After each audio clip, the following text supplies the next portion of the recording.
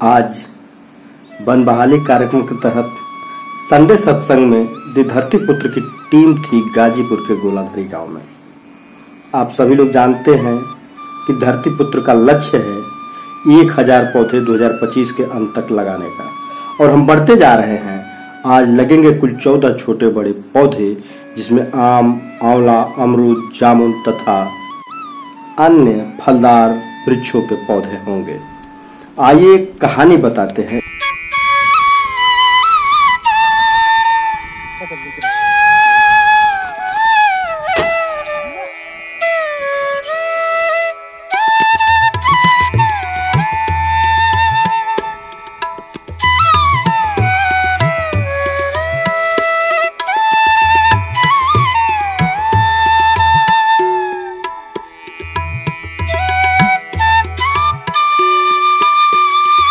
एक सज्जन भारतीय सेना में सेवा देते थे।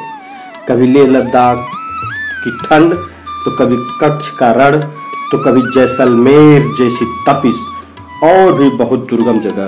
परंतु उनकी पत्नी और उनके बच्चे गांव में रहते थे। परिवार बड़ा था, भाइयों में बंटवारा हुआ, जैसा कि भारतीय परंपरा का हिस्सा है। उसमें जो भी हुआ, लेकिन उस भारतीय सेना के जवान के हिस्से खेत आए लेकिन बगीचे न आए, न कोई फलदार वृक्ष उनके हिस्से में आया। बबूल, बांस और नीम के वृक्ष आए।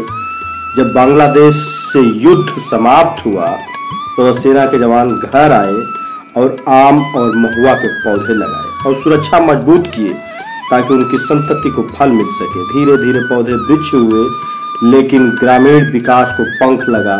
हाई टेंशन तार गांव को पार किया और क्रम से आम, महुआ के पेड़ तार के नीचे आ गए।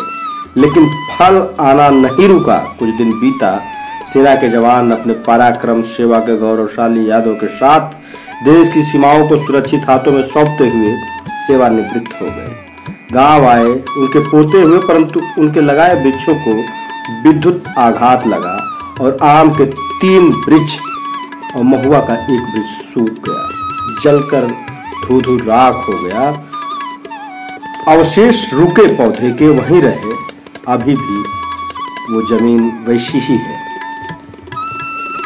पोते सबके बाग और पेड़ देख ललचा जाते। एक दिन तो हद हो गई। पोता रास्ते से चलते हुए पेड़ से गिरे आम को उठाया तो एक सज्जन ने कहा, आपके पिता और चाचा आम लगाए होते तो यह न करना होता।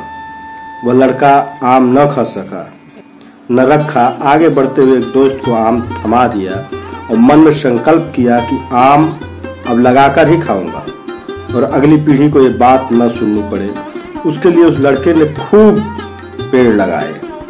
अब अपने घर पर बड़ा बाग और पूरे देश के पर्यावरण संरक्षण के लिए मैत्री वृक्ष और संडे सत्संग में वन बहाली कार्यक्रम के तहत पौधे लगाना उसके जीवन का लक्ष्य बन गया। वो सेना के जवान मेरे बाबा थे और वो लड़का मैं हूँ। मैं अकेले चला था जानिबे मंजिल को, लोग मिलते गए, कारवां बनता गया। दोस्तों, ये थी छोटी सी मेरी कहानी। फिर मिलते हैं अगले संडे सत्संग में वन बहाली कार्यक्रम के तहत नए स्थान पर नई ऊर्जा के साथ। जय हिंद।